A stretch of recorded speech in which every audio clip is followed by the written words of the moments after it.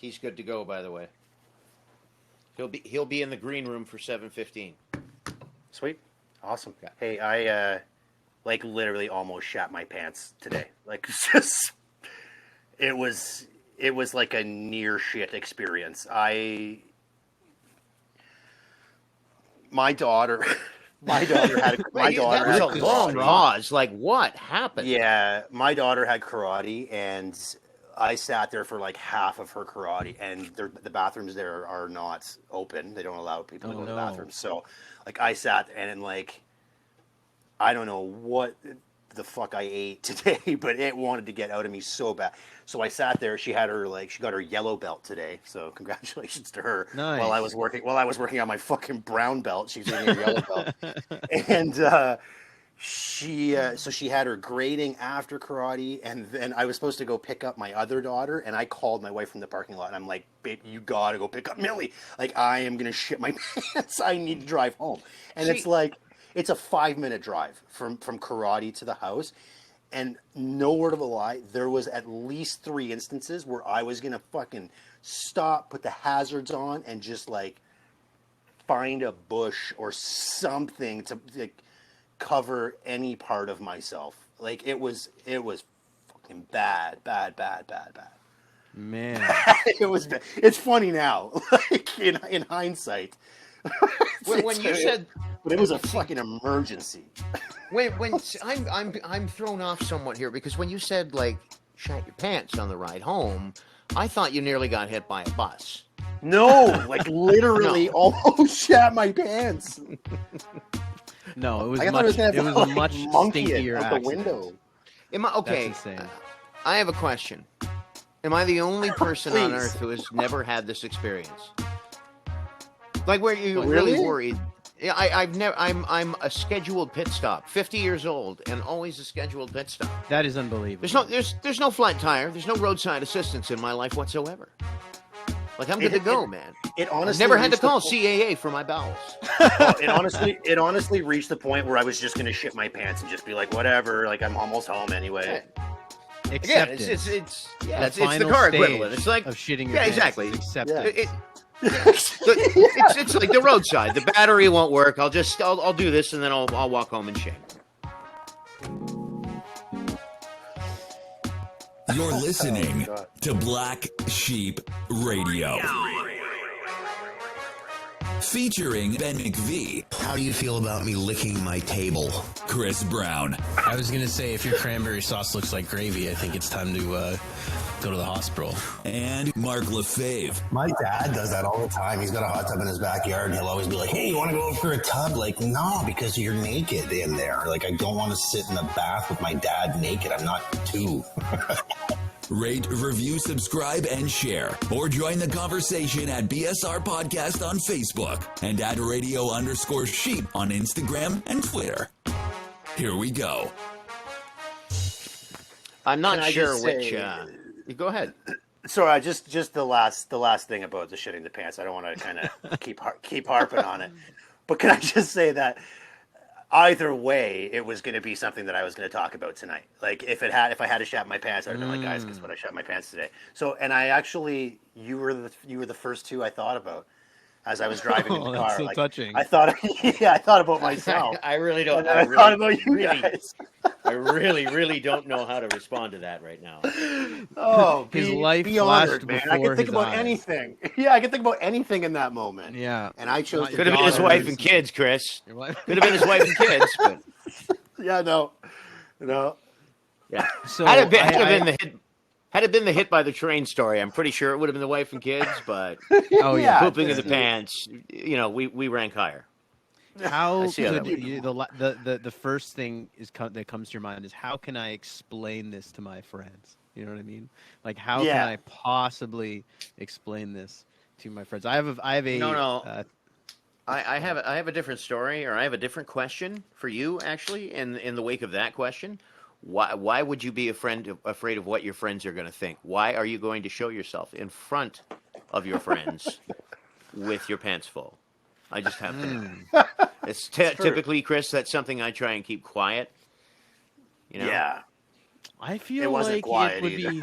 Yeah, I appreciate Marc's commitment to just accepting it and letting it be a lesson for the rest of the folks that aren't in that situation. Do you know what I mean? Like he's passing. It's a public service.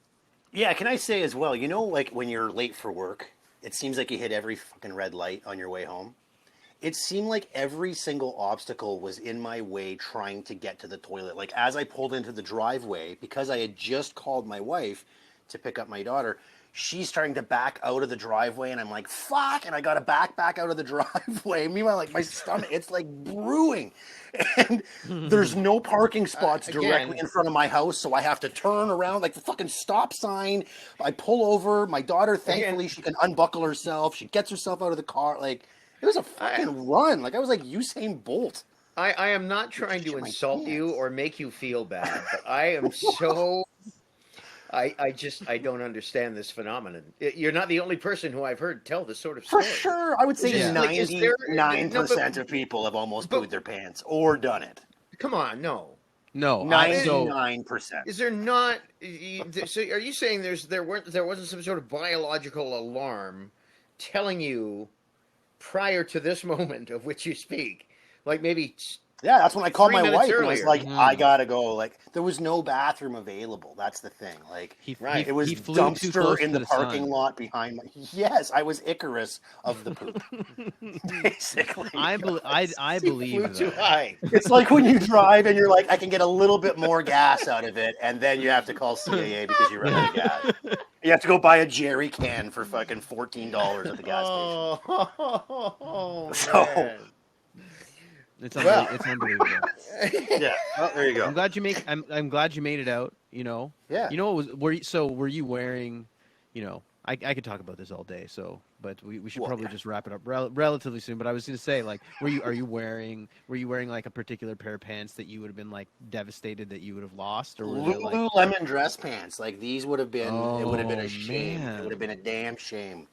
Sorry, Benny. They're comfy pants, man. They're. Oh man. And they make my ass look nice, but not if my pants are full of crap. I guess that's when they don't look as nice on your bum. So. See, now, if my friends find me with my pants full of shit, I hope they're not Lululemon pants. That's all I have to say.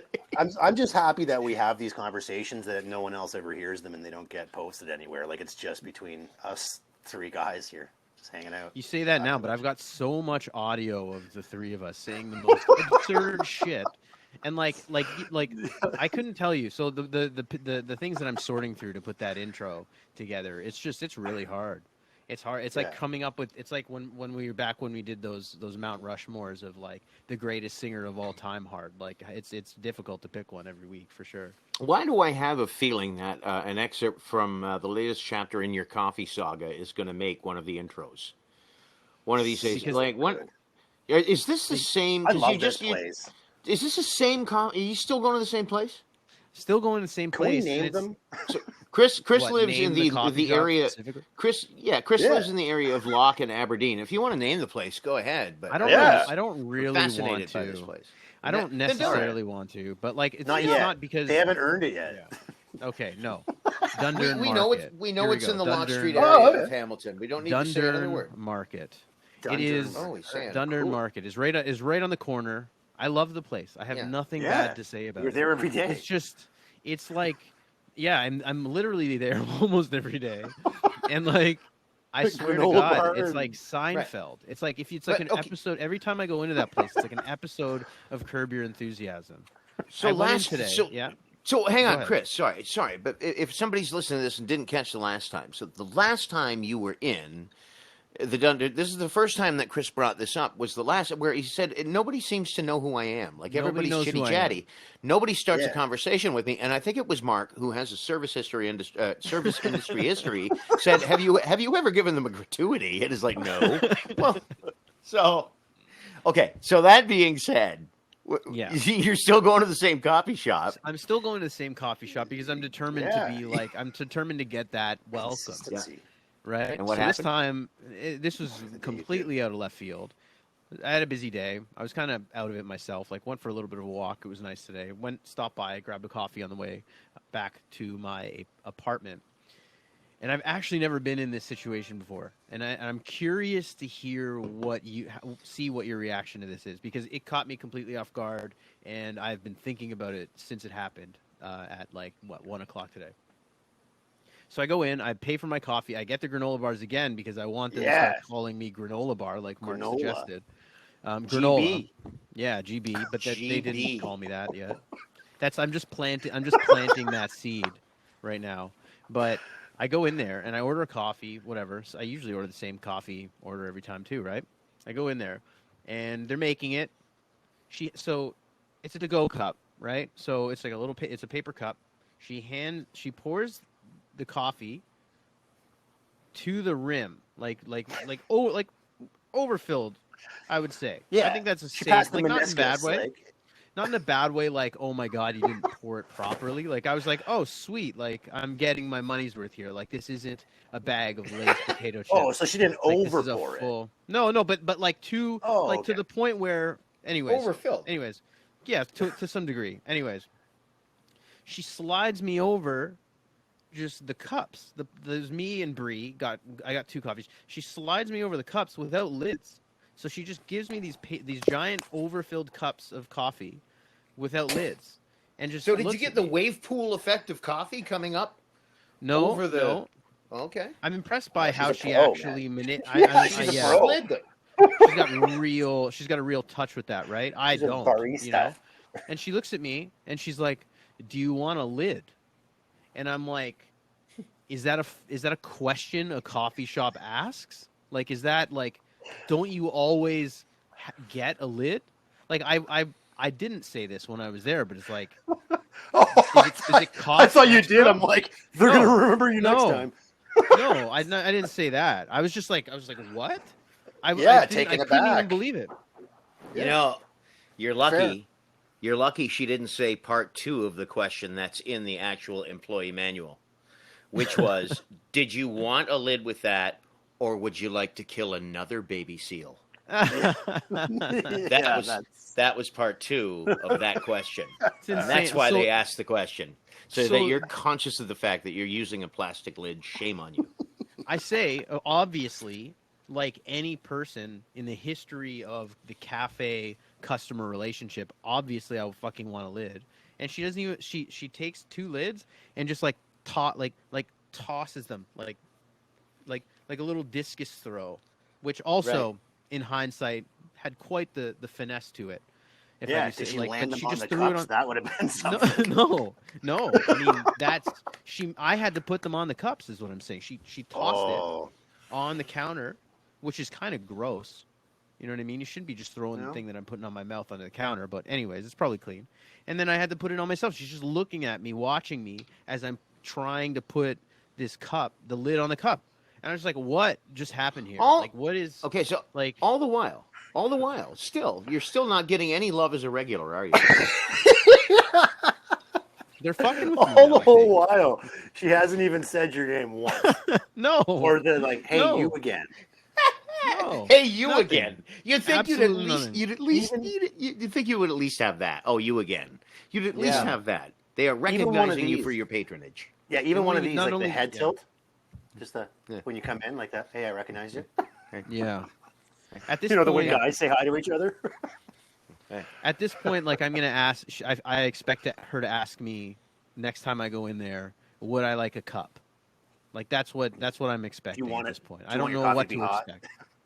Yeah, what is that? It's like the grocery. I mean, when you go and you put down about $200 in groceries, and it's all spooled down to the end at one point, and they ask you, "Did you want bags?" Like, well, either that, or it's going to take me a lot of trips to get that shit back and forth. I can try to carry a lot, but without bags, that's going to be tough. I don't know. But I know what for sure. I know what they want you to do. Again, they want you to save the seals and have your recyclable bags. Which I will say, I have those things. I have tons of them because we get them, and they're always in the back of my car. Can I ask By you the a time I question? have $200 on the thing, it's too late. Can I ask you a question though? Yes. I need to know this right now. You're a person who brings their own bags because I realized this week this is a very black and white issue for the people who bring their own bags, of which I am one. Typically, sometimes I'm a plastic bag guy, you know, but I don't have a dog. I don't have a dog anymore, so I don't need plastic bags as bad as I used to. Fair. Anyway, so but are you one of those people that leaves? So you bring your own bags. At the very start they said, "Did you need a bag with this?" And you say, "No, I've got my own." Do you do anything while she's checking the groceries out? Are you packing the bags? Are you packing the bags while the swiping of the products is taking place? You should be. You should definitely. You got to contribute to that process. This happened to me at Fortino's the other day. This is not the 1950s. So I did the sheep thing, right? Down the chute. You're at number 7. I got into lane number 7. Right? And I get behind, gentlemen, I swear to God, the historically slowest grocery transaction in the history of grocery retail. Nice. This was, I'm not lying. The redhead cashier at the redhead kid next to me in cashier 6 checked out 4 customers. $4,000 worth of groceries. While I was waiting, and part of the transaction was, I don't know if the cashier and the customer knew each other. You would think they were long separated mother and daughter the way they were talking, like hadn't seen each other in 18 years and just discovered that they lived in the same town, this kind of lengthy conversation.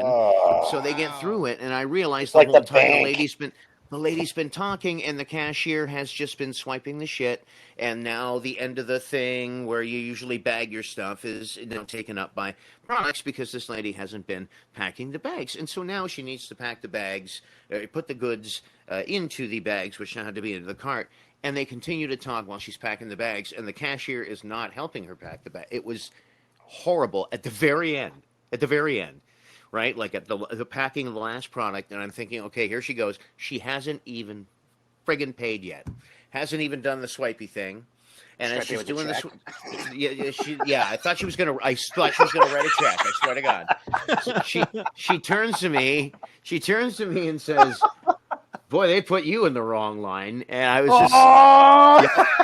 At least she acknowledged it. Man. As God is my witness, they put you in the wrong line, and I just went, "Yep." And she went. It or what? Can I ask you? Well, can I ask you, Benny? Are you now? I think so. You've got the people that take their sweet ass time at the cat.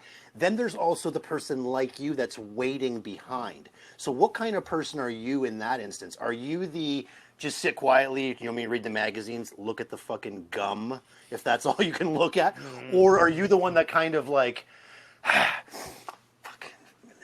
Like, do you get antsy? I'm gonna say 98% of the time, I'm the first guy.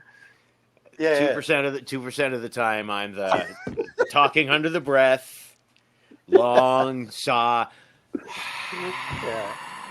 I'm that guy. Rarely. What would you say is more rude?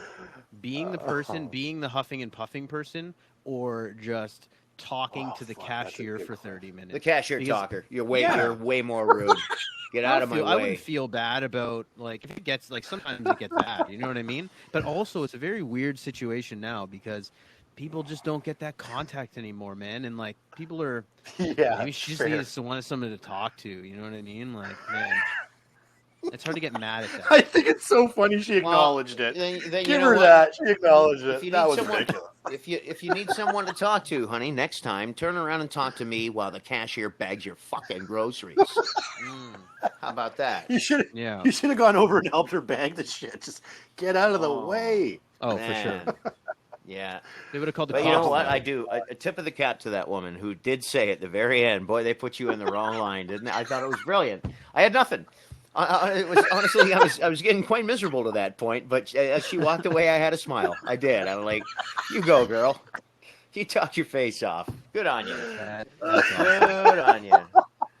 I swear to God, you just arranged a mortgage and your own will that was consulted upon with that. But whatever. Anyway, it's all right, Benny. If it forced you to, you know what? Just sometimes people just need to slow down a little bit. So it forced you to slow down, and maybe something bad happened on the road in that half an hour while you were fucking waiting in line there, and you just missed it because you were standing there reading about the Kardashians. Well, you know what? It's funny. Like this week, because I've known this for a few days. That I just realized this today. It's been a while since I had 3 days off in a row, and I tried to figure this out today. Nice. I think it was Thanksgiving. I think it was Thanksgiving was the last time I had 3 days off in a row, and I had 3 days because I had cortisone shots in the hands today, and they're all sore and stuff, and I can't. I'm supposed to take a day off, so I've got like 3 days off, and Sweet. yeah, so it got me thinking because everybody approaches time off different. You know what I mean? And I mean 3 days off obviously is nowhere near enough. Nobody takes enough time off from work. But what is your time off policy in terms of? Okay, so let's put ourselves in a regular vacation thing, which is normally 1 or 2 weeks for most people, right? I think. Would you say? Yeah. Yep. Yeah. Would you? Okay, so first of all, 1 or 2 weeks. Which one is it? So let's say based on a 3 week. How many weeks vacation do you get every year? I only get 2, so I can't blow both in 1 week in one shot. Chris? Yeah. Yeah, I get 2, but sometimes I get an opportunity to work overtime, and they give me like a couple extra days and stuff every once in a while. Okay, so they comp you a couple days. Sometimes I get about 3 weeks on average, but it's because I like work a Saturday or something, so it doesn't really count. Yeah. Right. There's sick days too, but we don't count. Yeah, those. for sure. They're there too. You get those. I could never understand the people who would get 2 or 3 weeks vacation and take the whole lump.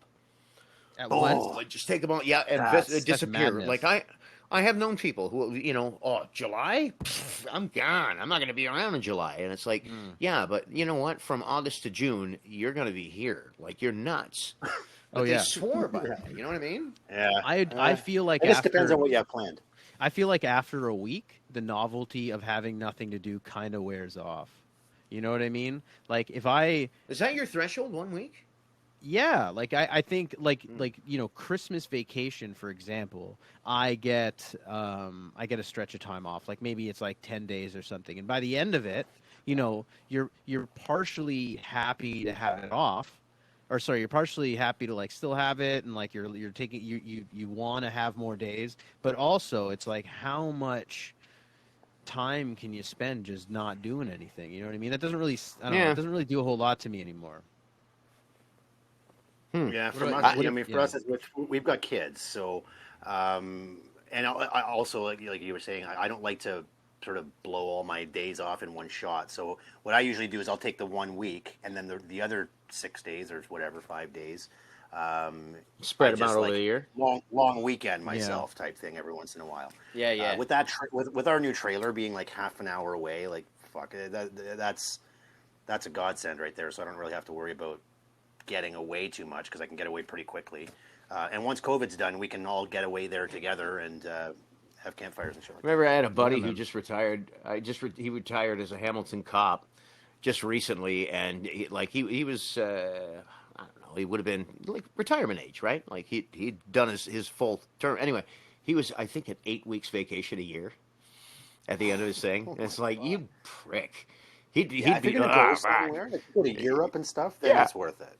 But just to sit at home for 8 weeks, like fuck, that's a long time. I know, that would drive me nuts. Your threshold's a week. Mine's like I start getting antsy after a few days, Same. which is usually why I try. I find with time off, like I actually have I took next Friday off so I can drive all the way to Timmins to go see my mom for a day and a half, and then drive all the way back.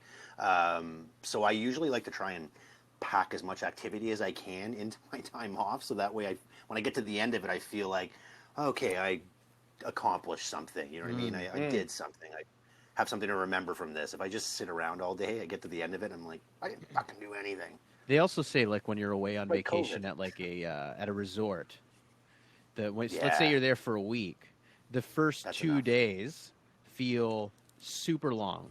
And then everything after that just is over in a flash because it's like a new situation or whatever. And if you're not doing anything new and you're always at the same beach over and over and over again, the days just completely disappear, right? But like if you're exploring and like doing what you said, you really are getting the most out of the experience.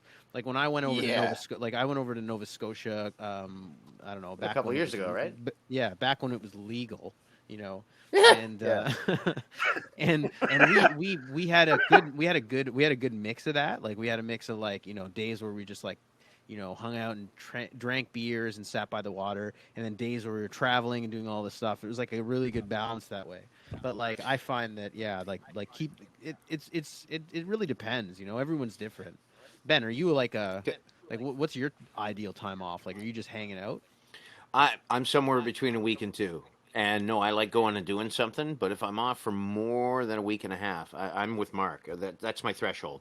Like I've always said a 1 week, especially if you go away, like, you know, on one of those beach vacations or whatever. It's like 1 week is just too short, and I've never done 2 weeks at one resort or spot, and I don't think I'd want to. You know what I mean? Yeah. I wish Amanda and I we've only been on what? 2 or 3 of those things between the two of us. You know what I mean? Like a couple for us.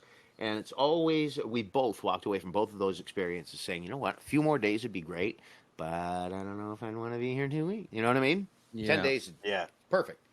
Get past the weekend and everything and get yourself a couple of bonus days at the end of your week sort of deal. I don't know if you were attempting, Chris, at a segue there, because it was pretty damn strong with the Nova Scotia.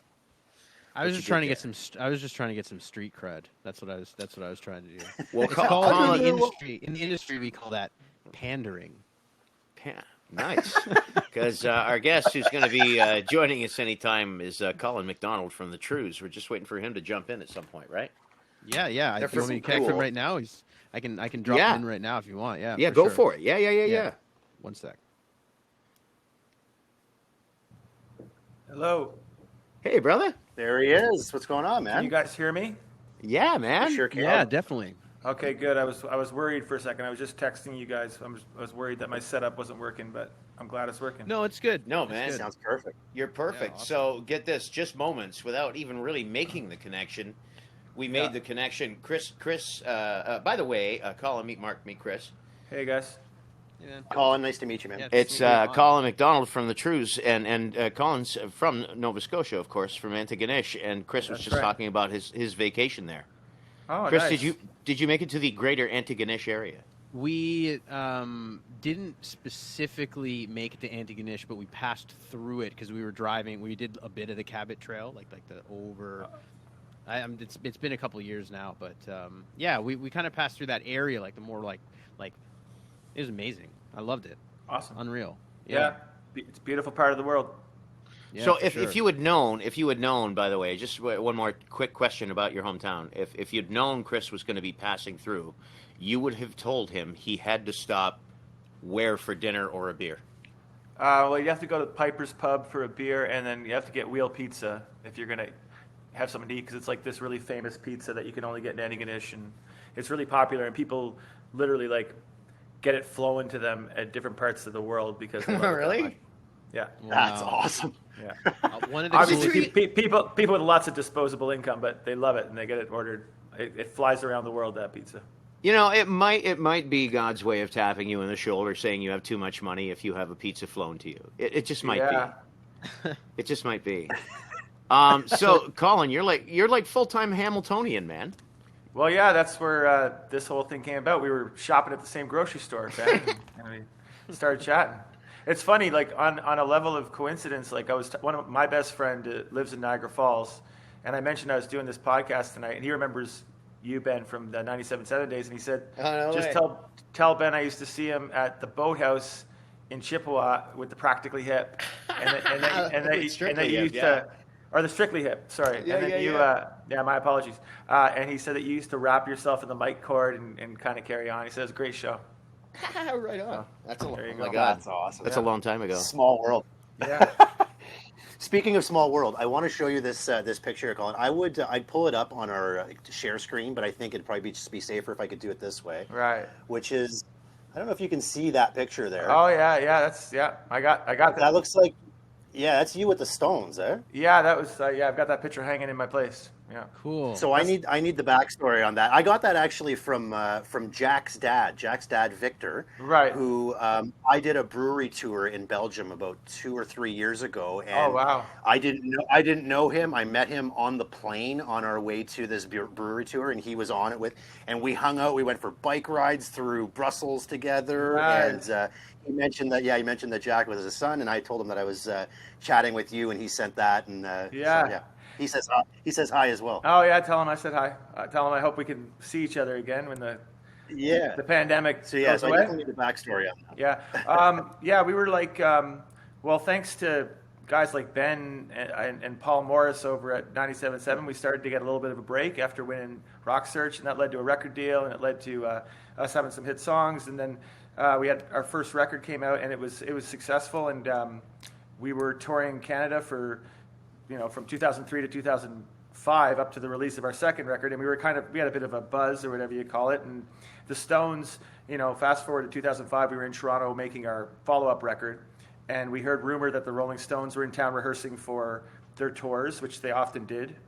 They would rent out a high school gym somewhere in Toronto, and they would rehearse for their gigs. And I just heard rumor that they were going to do a warm-up show at the Phoenix, and we were in town finishing our record, and it was about to come out. And our manager at the time, Larry Wanigas, had connections to the Rolling Stones because it's kind of this is a little bit more of a backstory, but so Larry, our former manager, used to manage an artist named Katie Lang, and she's obviously a legendary singer, artist. So Katie Lang had a song out back in the early 90s called Constant Craving. Do you remember that song? Oh, yeah. Pretty big hit. Yeah. So if you remember, rewind or fast forward up to 1997-ish, the Stones released a single called "Has Anybody Seen My Baby?" from Bridges to Babylon. Yeah. And Keith Richards was sitting around his summer home listening to the new pressings of their yet to be released song, single, and album. And his daughter walked in and said, "Dad, that sounds exactly like Constant Craving by Katie Lang." Yeah. So they I mean, you can go A/B it right now if you want. I mean, it's very similar. So obviously Keith, they kind of freaked out, and then they contacted Larry and said, "Listen, we need to cut a deal here because our song sounds like your artist's song, and we just before it comes out." And I don't know what they ended up working out. It was all very good, and there was no bad blood. And anyway, Larry became kind of friends with that camp, and he knew some people on the staff and the merch person and their light guy. And anyway, fast forward now to 2005, I'm in Toronto finishing up our second record, and I was having dinner with Larry and some of the Stones touring people, not the band, but just like their light guy, and they were talking like kind of in code about maybe the band's going to be doing a show, and I was kind of like nervous, like I was like, this is crazy, like, and and then I don't know if you remember this, but this was right after Charlie Watts' cancer scare, so there was a real chance that maybe the tour wasn't going to happen, maybe the warm-up was going to happen. They were just kind of in Toronto jamming. It all depended on how Charlie was feeling. So after that dinner, I was like freaking out, like I can't believe I got to meet like the light guy for the Rolling Stones, for Christ's sakes. I was like, it was really cool.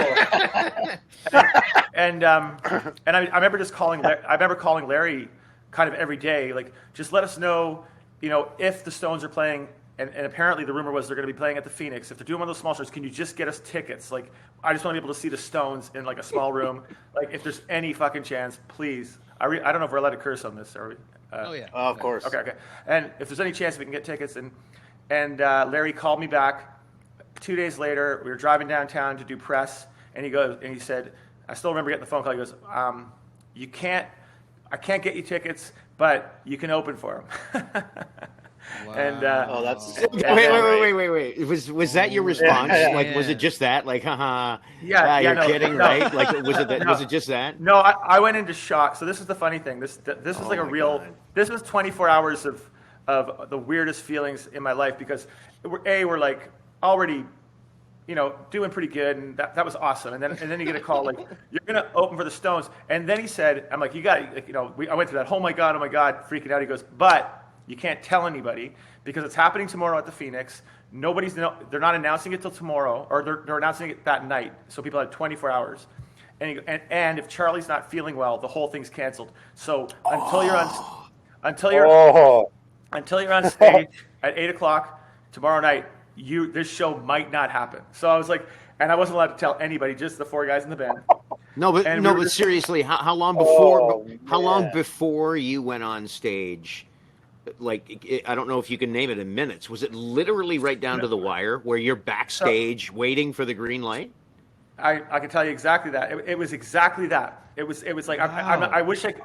It almost sounds like I'm exaggerating, but I'll tell you what happened. No. So we go to the Phoenix. They're setting up all their stuff. We're there to just basically tell us where to go, and we'll be there. So we're just waiting at the Phoenix. Bossing you around. And we have a little tiny backstage area upstairs. And then they like, okay, green light, the guys are arriving. And then we look down, and then one Rolls Royce pulls up, and it's Ronnie Wood walks out. The Rolls Royce pulls away. I don't know if you guys know this Phoenix Concert Hall in Toronto, but they got that like little side area where people can pull in. That Rolls Royce pulls away. Next one pulls up. Charlie Watts walks out. Okay, Charlie's all right. Okay, so Charlie comes in. Yeah. And then sure enough, the next one is Keith, and then it's Mick. And then they're there, and it's sound check. So we're like, okay, they made it for sound check. And that was like 5 o'clock in the evening. No, that would have been 3 o'clock in the afternoon, more like that, because it was an earlier show. So we're there. So now, okay, the Stones are here sound checking. So this is a good sign. And I'm just watching, like, I was, halfway in the Phoenix. I was like, there was only our band and their crew. And I was just standing in the middle of the Phoenix, just watching the Rolling Stones sound check. Yeah. Like, Sway, I mean, Dead Flowers.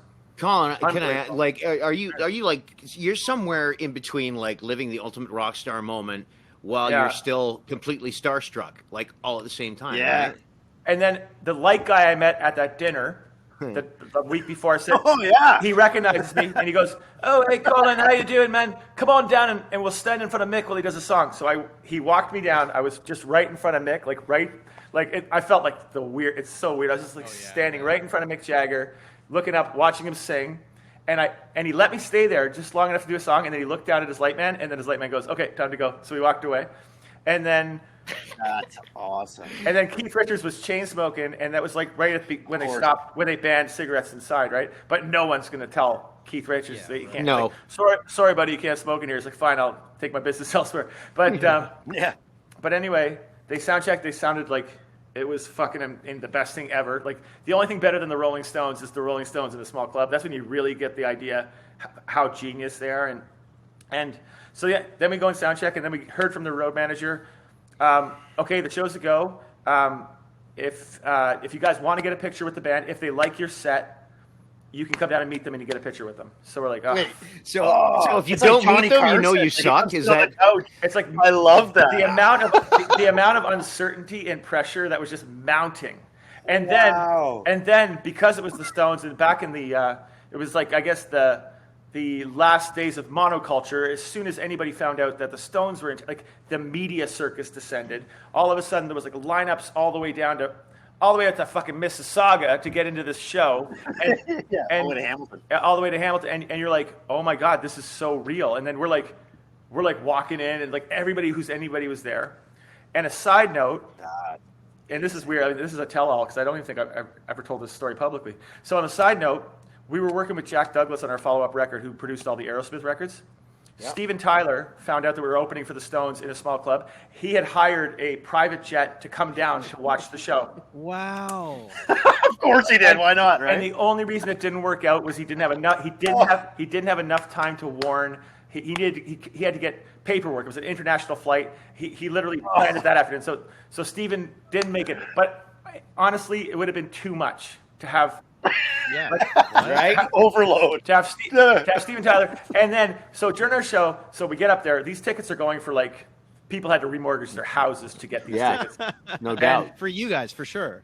No, and people were insane, and we go out there, and then we're there, like big dream come true, and then you get out in front of 1,000 people who probably paid anywhere between $1,000 and $10,000 a ticket to be there, and they just want to see the Stones, and you're the opening act. You're like, oh.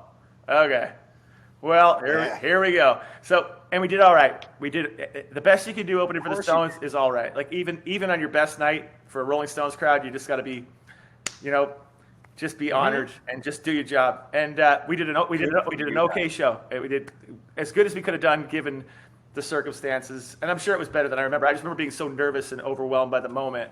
I don't even really remember the show. And So then, you were saying- sorry, yeah, go ahead. I was gonna say, so you guys do the show, you watch the Rolling Stones after. Was there a moment where after you guys were done and after everyone's filtering out of the building that you're like, I wonder if they remembered to get us in to get the picture? Like, I wonder if we were good enough to meet them afterwards.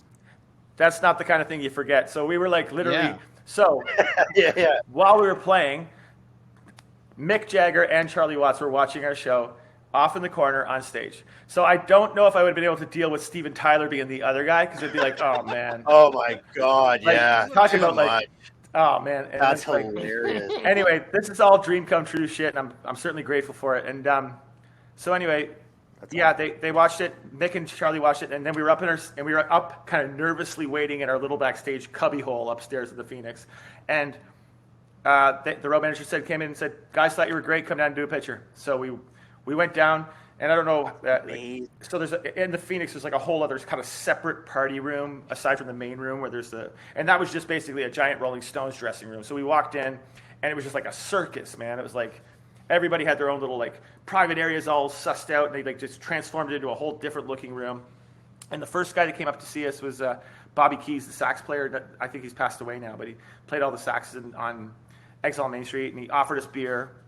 And then one by one, the Rolling Stones walked in, and Mick Jagger came right up to me and said, "How'd it feel? How'd it feel? How'd it feel?" I'm like, "Oh man, I don't know what to feel right now." What do you mean? How did it feel? It's how does it? I'm Mick Jagger. Yeah. How do you feel right now? Yeah. How do you feel? I'm like, I think it went. Can I hug you? I Is think that it went weird? pretty good. No, I didn't do that. Luckily, I wasn't. Yeah, I don't think that would have gone well.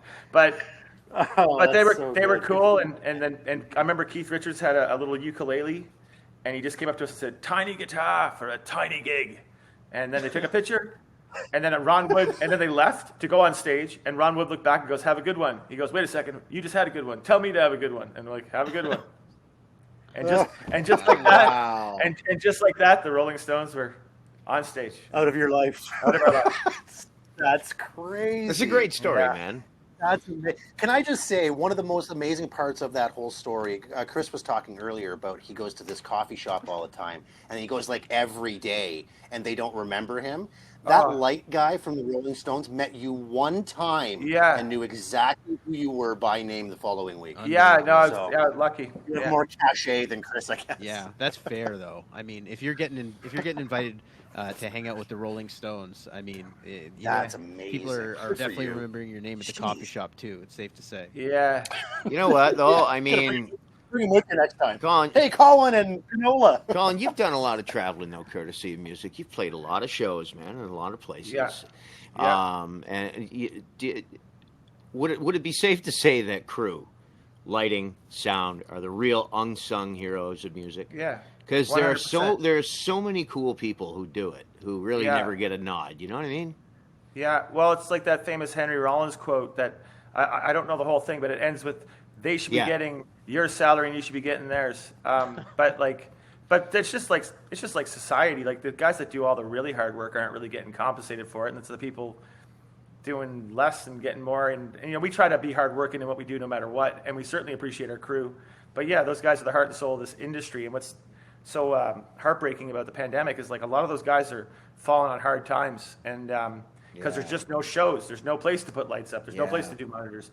So one of the big charities that I'm involved in and the band's involved in is the Unison Benevolent Fund, and that's just like basically a fund for people in the music business, whether it's crew, musician, drivers, and people that make the things happen, and it's like a fund they can apply to if they're really falling on hard times. So that's Colin MacDonald of the Trews is with us. By the way, is there like a website or Facebook group that you wanted to plug for that? Is there anything you want to mention?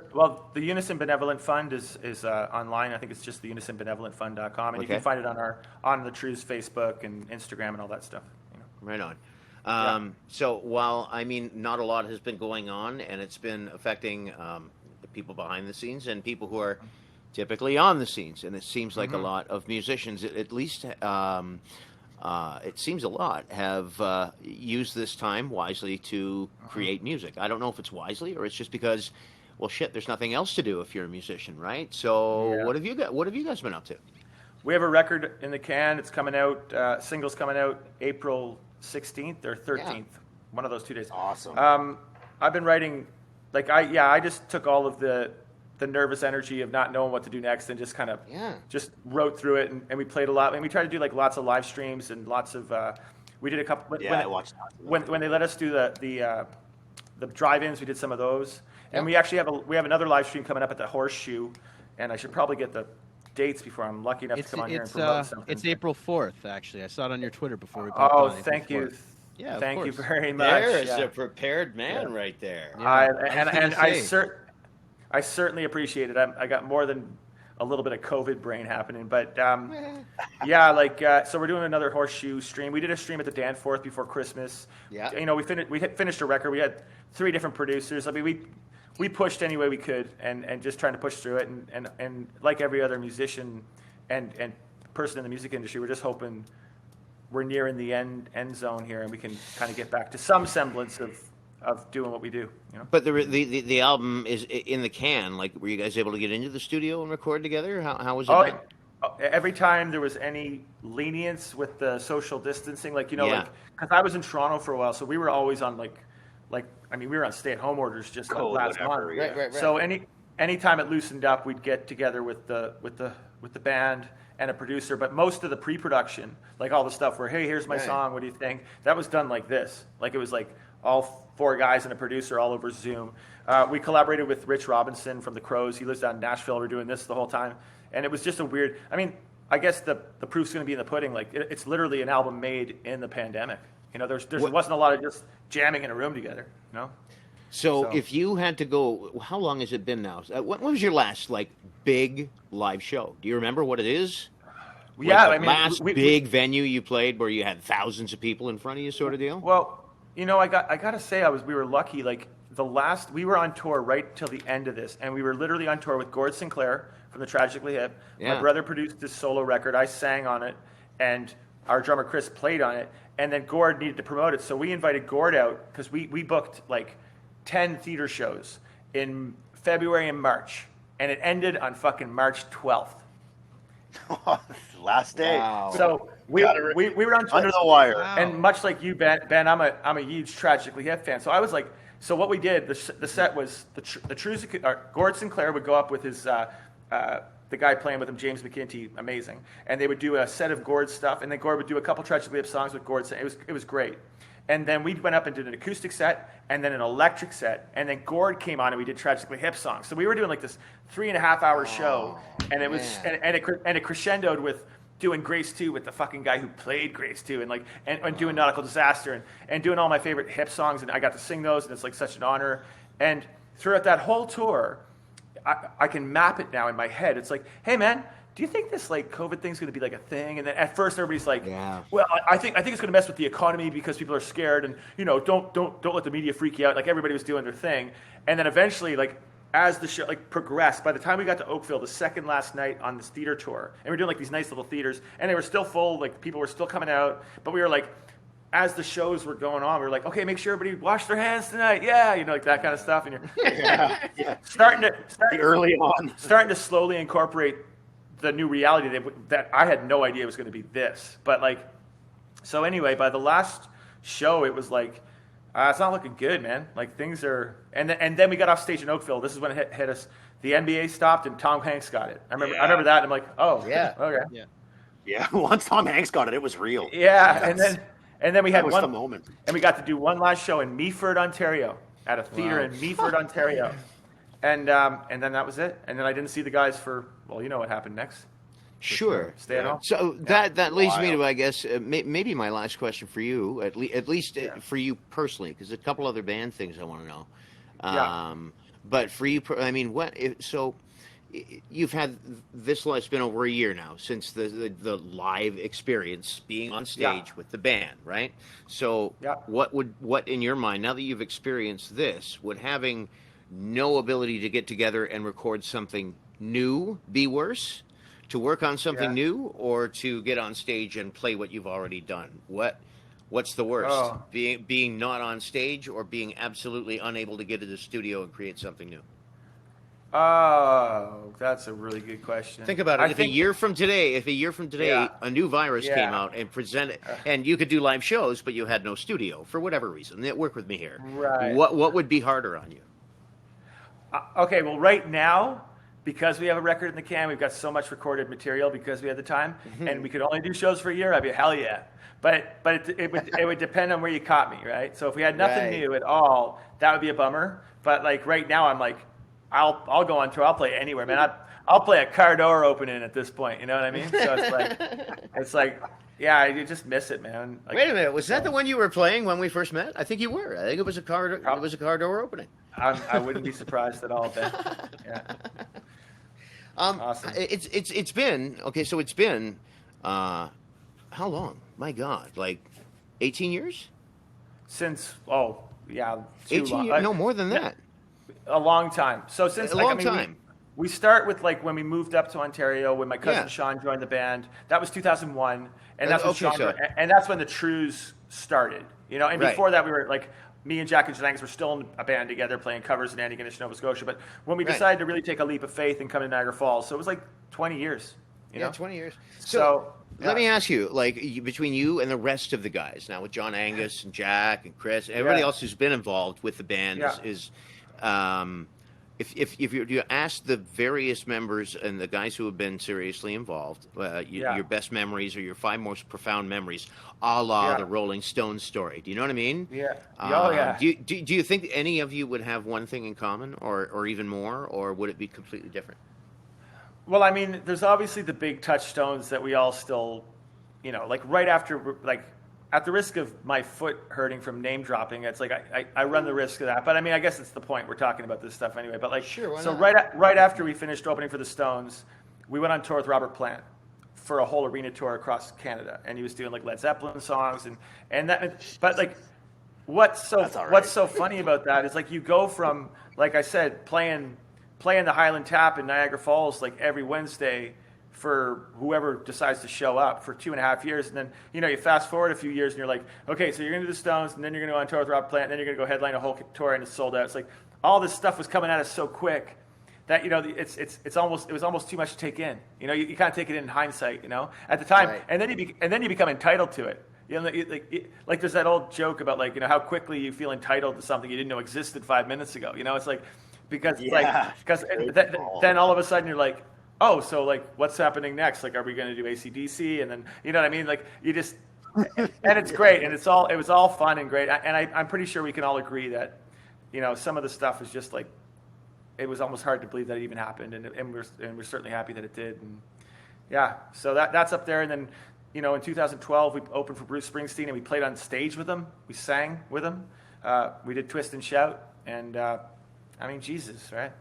That's amazing. That's fantastic. Yeah, that's fantastic. Yeah. I love. I was kind of picking Victor's brain for some stuff about you when you were just a young lad in Nova Scotia, and he did say that you guys had a pact when you started the Trews. Yeah. Which was that none of you were allowed to get a part-time job. You were never allowed to get a job other than being in the Trews. Yeah, we figured that would be the only way. The only way to do it. Like, and we were like. I don't know how we did it. Like, I mean, we would literally go to Clifton Hill. Like, God bless Niagara Falls, because we ended up being able to rent a house for cheap, and we could jam there. There was no like neighbor. Like, it wasn't in a nice area of town, but it was like, so we did that, and then we'd have to go. I remember we went to Clifton Hill and busk for grocery money. So we'd just go down and sing, and then make it. And because if it was tourist season, like you'd get a couple $100 if you were any good or whatever, or they felt bad for you, whatever it was. And then you go. Either way. And you could get groceries, and then we just lived off free beer from the gigs we were playing, and just a lot of tuna fish, and yeah. Tuna fish and beer, rock and roll memories. Yeah. That was it, man. Yeah. So, yeah. Good for you guys. For you guys. That's awesome. And here we are. Let's hope we can get back to it.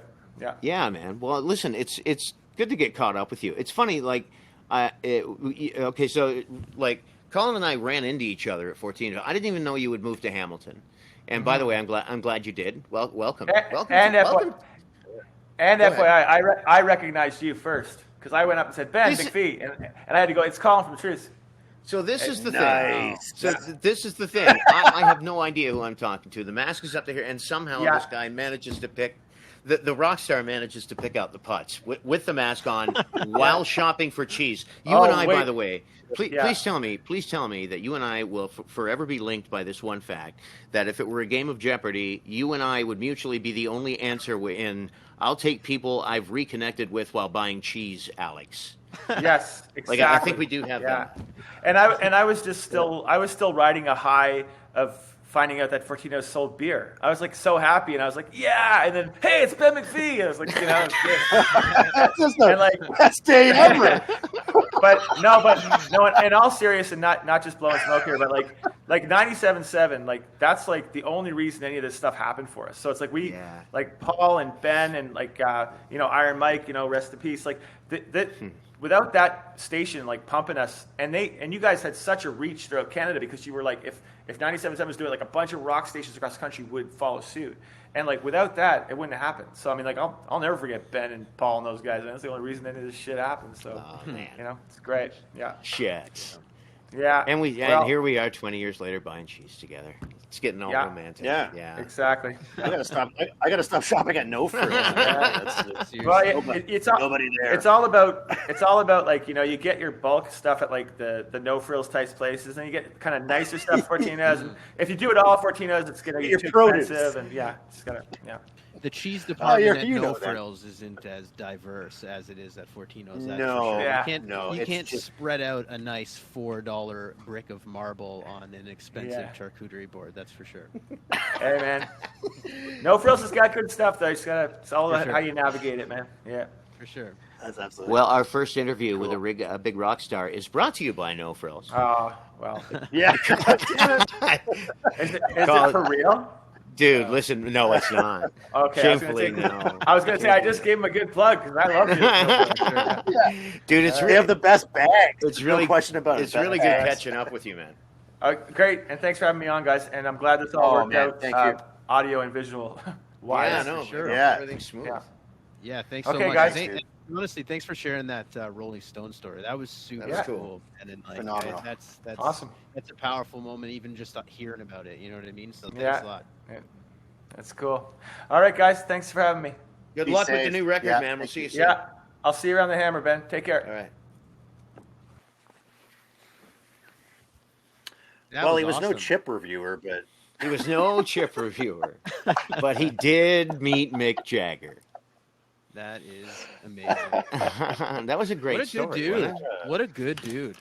I tell you, all of those guys are some of the most just genuine, nice, decent people you're ever going to meet. And they've never changed. I run into those guys all the time, and they always bring that up, and there's always like, oh wow, and really, like, honestly, it's just a schmuck who played them on the radio, right? But they're those kind of guys. You know what I mean? They're really a good bunch of guys. Honestly, and it comes from upbringing, because I only met Jack's dad, and literally, like, we met each other at the fucking airport in Belgium, and that was the first time we had ever spoken.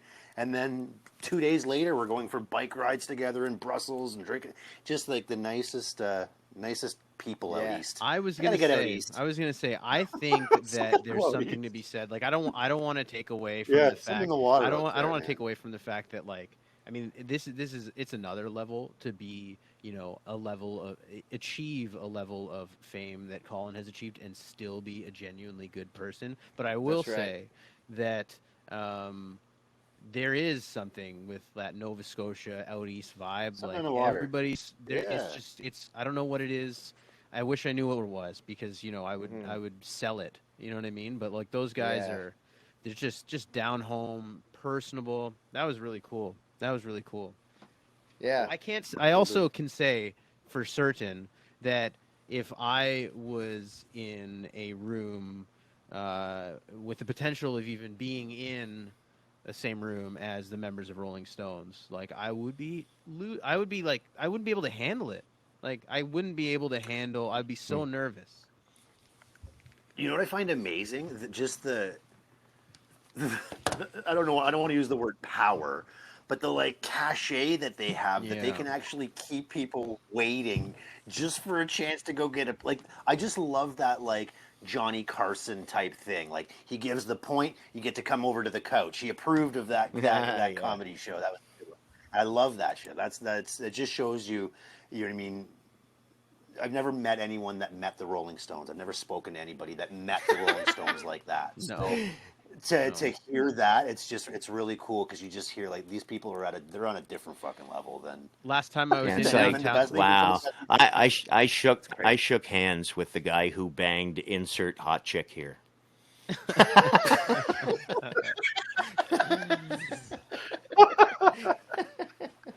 Yeah, that was really cool. Yeah, it's so That was cool. really cool. I don't even know where we go from there. I feel like that's. Oh, I feel do. like that's it. What's up? I do. Did we not? The story was mentioned that they had to make their job, their claim to fame, being the Trews, right? Can you imagine if the parents had said you have to make your claim to fame by bungee jumping by your ass cheeks?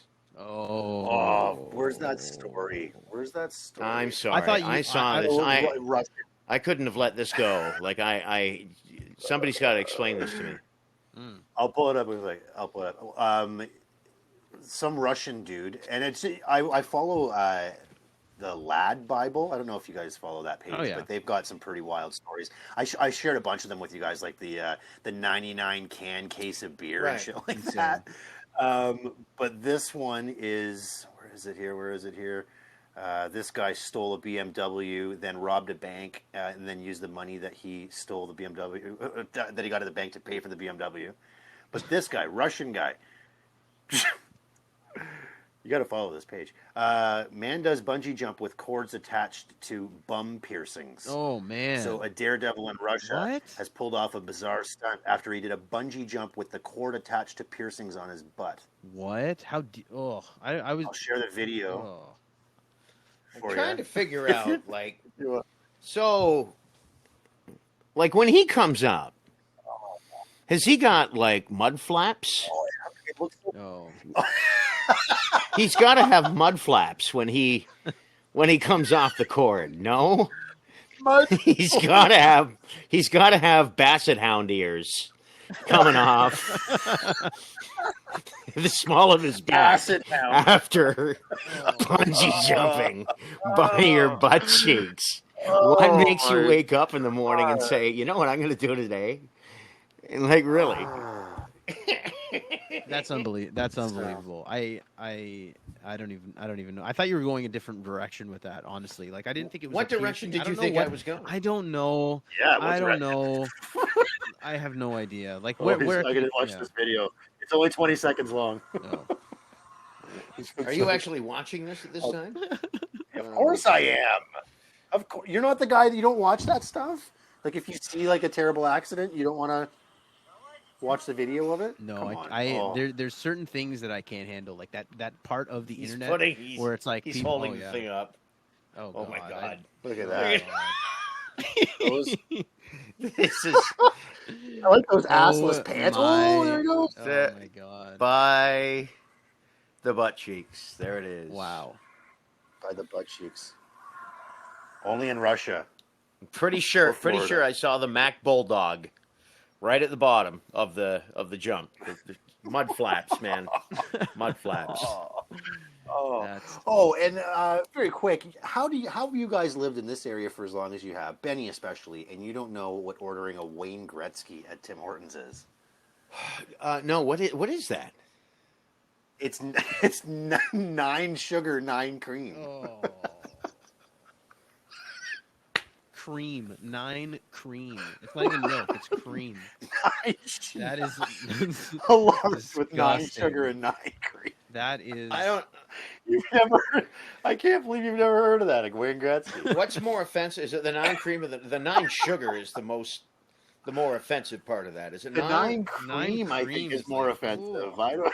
Like, you is could any- put that. Like, yeah.